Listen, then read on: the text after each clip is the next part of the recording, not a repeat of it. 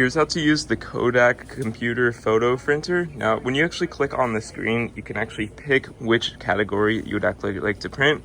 Now, you can do books, calendars, wall decor, just basic prints or full-size prints. And basically, once you've actually picked on the one that you want to print, it works all the same way. It'll give you a bunch of different options within that category. In this case, I just want a single-sided photo, so I'm going to click on Get Started. And you can choose the dimensions on this screen like so.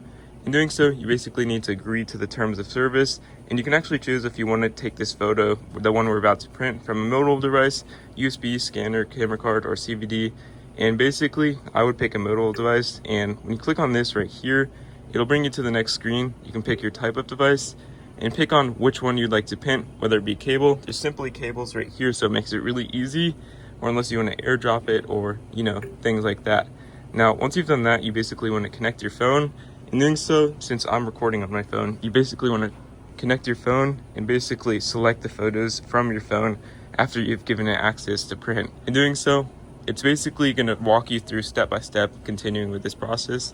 And that's all you need to do this. And to check out, you click on this item right here, and you can simply check out and just pay when you're done and complete your checkout.